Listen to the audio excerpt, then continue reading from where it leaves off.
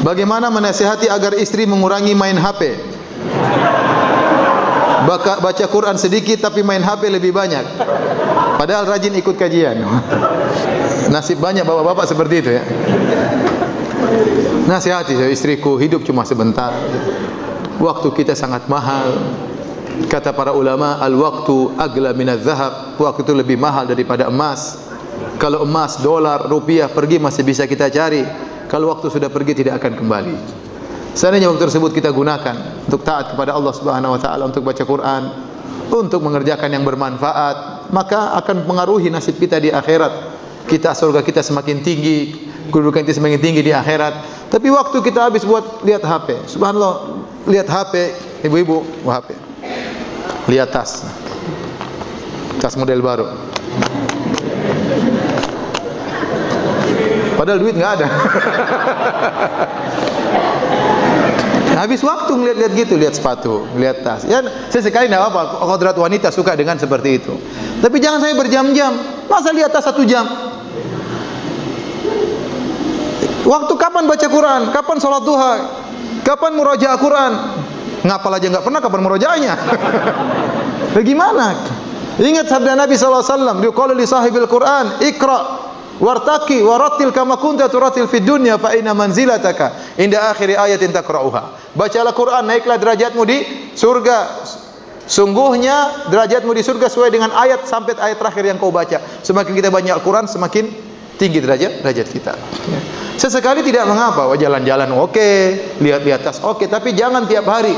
Bayangkan kalau setiap hari waktu kita habis 2 jam untuk lihat-lihat HP, berita-berita sampah yang tidak ada manfaatnya. Coba 2 kali 7 sudah 14 jam. Kali 30 1 bulan sudah 60 jam habis buat tidak bermanfaat. Kalau 1 tahun berapa? Coba itu kita baca buat baca Al-Quran, sudah berapa kali khatam mungkin kita baca Al-Quran.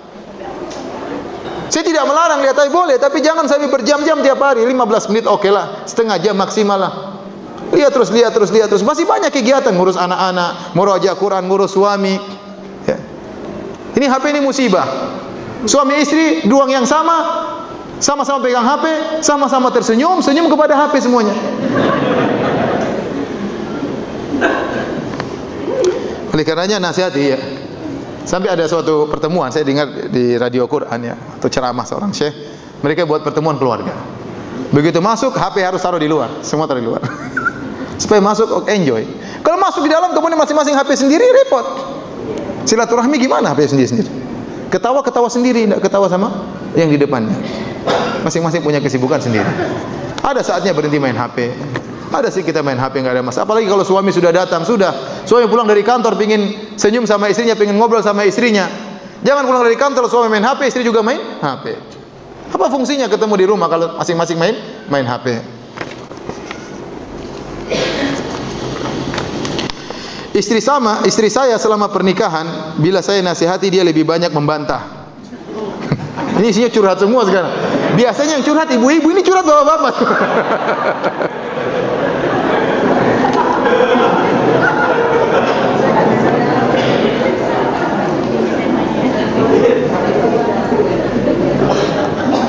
Dan kadang-kadang membantah perkataan saya dengan bawa-bawa perkataan keluarganya. Masya Allah, dalilnya perkataan keluarga. Dan juga kalau ada masalah keluarga selalu dilaporkan ke keluarganya. Dan keluarganya selalu ikut-ikutan campur dalam keluarga kami. Kini saya diminta pisah dari istri saya dari keluarganya. Allah musta'an. Dan saya belum mau cerai karena memikirkan anak kami. Mohon saran Ustaz, apakah menuruti kemauan dia dan keluarganya untuk cerai atau bagaimana? Padahal segala kebutuhan selama ini saya sudah penuhi. Saya bilang, bicara baik-baik, nasihati, kalau tidak istikharah. Istikharah. Hidup seperti ini menderita, keluarga ikut campur, kemudian istri pun sudah bosan dengan ente minta cerai. Mana harga diri seorang suami ya? Tapi cerai itu yang terakhir. Nasihati baik-baik, duduk, pikirkan anak. Mungkin dia tidak sadar. Ini kita sudah punya anak, kita punya keluarga. Kamu kalau menjanda siapa yang mau nanti setelah? Nasihati baik-baik dari hati, duduk berdua, jangan bicara masalah, jangan ikut keluarga, ikut campur urusan kita, tidak perlu keluar. Dan asalnya masalah keluarga tidak boleh keluar. Asalnya kecuali dalam kondisi terdesak, kecuali masalah cerai atau tidak itu baru mungkin keluarga bisa ikut campur. Kalau masalah nggak boleh keluar. Kalau ini sudah terlalu berlebihan sampai suaminya, keluarga istri sampai ikut campur seluruhnya, maka nasihat baik-baik. Kalau enggak istikharah. Istikharah. Saya tidak mau juga seorang suami kemudian tersiksa seperti itu, dihinakan sama istri dan keluarganya. Enggak, ya. Suami kapan bisa menjadi pemimpin keluarga kalau begitu caranya? Tapi saya bilang nasihati baik-baik. Kalau perlu datangkan ustaz atau pergi ke ustaz minta nasihati, pergi ke ustaz. Nasihati. Karena bagaimanapun bertahan keluarga itu yang terbaik. Kasihan anak-anak kalau sampai terjadi perceraian. Ustaz, ana mau bertanya. Ana mau menikahi akhwat. Tapi ana kerja masih kontrak di salah satu perusahaan. Apakah saya bisa diterima oleh keluarga akhwat? Enggak tahu saya.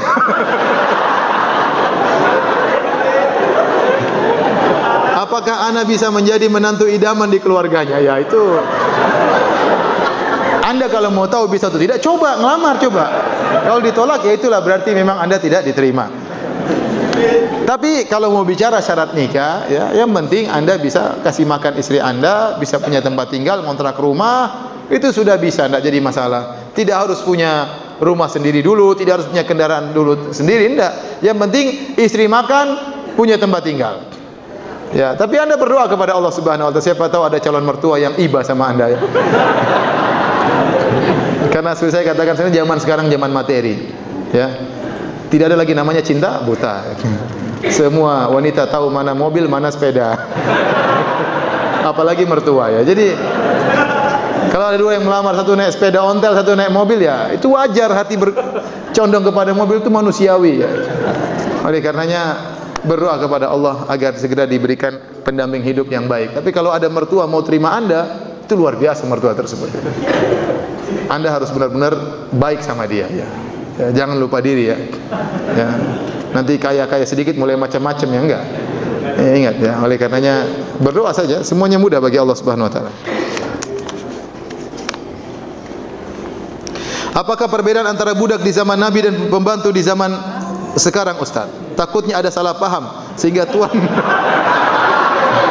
Tuhan dapat menggoleh pembantu rumah tangganya.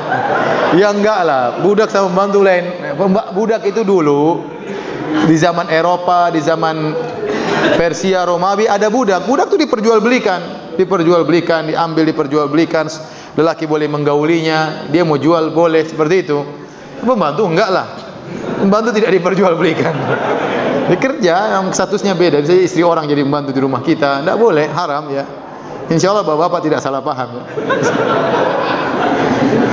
Ada yang tanya, Ustaz, saya mau beli budak di mana, Ustaz? Udah nggak ada, di Afrika masih banyak sana, mungkin di Afrika masih ada. Tapi kalau di Indonesia sudah nggak ada. Saudi juga nggak ada. Pernah saya dengar zaman tertentu sang raja membebaskan seluruh budak yang ada. Sekarang udah nggak ada. Nggak tahu di mana. Apakah di Mauritania atau di Afrika masih ada? Silakan kalau mau beli, sah-sah saja. Assalamualaikum Ustaz, saya ingin menikah setelah S1, tapi bapak saya menyuruh saya S2 dulu. Nanti sudah S2, S3 dulu. Kasihan ya. Apa yang harus dilakukan? Semoga bapak saya nonton. Bilang, Pak, sekarang zaman sudah berbeda, Pak. Sekarang zaman maksiat di mana-mana. Tontonan macam-macam, wanita tersebar di mana-mana. Banyak bunga-bunga bertebaran. Ya. Dengan berbagai macam jenis bunga-bunganya. Ya, saya tidak kuasa untuk menahan diri sampai harus S2 lagi. S1, S2 lagi tambah 3 tahun lagi. Tambah S3 lagi 3 tahun lagi, 4 tahun lagi. Sampaikan kepada Bapak bahwasanya saya dengan nikah insyaallah saya lebih serius, lebih konsen, dan itu benar ya. Saya tahu teman-teman saya belajar di Madinah, banyak yang justru menikah mereka malah berhasil. Kenapa? Karena mereka fokus. Punya istri, ada kegiatan, ada tanggung jawab, mereka fokus pun waktu belajar. Dan banyak kawan-kawan saya tatkala mereka kuliah, mereka menikah, akhirnya mereka melanjutkan ke S2 dan S3. Jadi kalau seandainya bapak melarang, ya, sementara kita takut terjerumus dalam kemaksiatan, wajib kita menikah, tidak perlu dengar perkataan bapak. Kalau Indonesia sampai demikian. Kalau kita enggak menikah segera melakukan maksiat, lihat macam-macam, mau hubungan cewek macam-macam, ini lebih baik kita menikah. Ya, apapun kata bapak, agama kita lebih utama daripada perkataan bapak. Dan bapak tidak boleh melarang. Tapi kalau memang Anda masih bisa menahan diri, ya, masih tidak tergoda, ya misalnya, ya tidak apa-apa ditunda sampai S2, ya kalau memang itu baik bagi keluarga. Tapi kalau bisa rayu dulu orang tua, siapa tahu orang tua berubah pikiran. Siapa tahu dia nonton ini. Apakah istri harus patuh pada suami yang sudah menyakitinya, berselingkuh berkali-kali? Masya Allah. Nasihati ya. Jadi kalau suami tidak melakukan kewajibannya atau bermaksiat, ya istri boleh menasihati ya. Menasihati. Kata para ulama, kalau suami tidak memberikan nafkah, istri tidak harus taat kepada suami ya. Tapi nasihati dia, mending kita berbuat baik, taat kepadanya sambil dinasihati ya. Adapun kita membantah-bantah kehidupan rumah tangga, seperti apa faedahnya? Tetap kita baik sama taat kepada suami, tunjukkan kita istri yang soleha dan kita nasihati dia. Bagaimana cara menasihati tetangga, seorang ibu yang suka memfitnah tetangga lain dengan menyatakan bahwa si ibu A adalah perusak rumah tangganya. Padahal suami ibu ini sudah berusia hampir 60 tahun. Sedangkan ibu A yang difitnah masih muda dan suaminya juga masih muda, berusia 40-an tahun. Jadi ibu yang suka fitnah ini memang karakter istri kaum Ansor. Enggak lah, ini kaum Ansor bahlul seperti tukang nuduh, enggak. Ya, maksudnya menguasai suaminya. Boleh kita klarifikasi masalah seperti ini, mengundang RT dan RW, boleh-boleh saja kalau itu baik, panggil dia, enggak boleh asal sembarang nuduh, ya. Menuduh istri orang merusak rumah tangganya enggak apa-apa. Panggil, kemudian didudukan RT RW agar tidak berulang. Kalau memang itu cara yang tepat untuk mendiamkannya.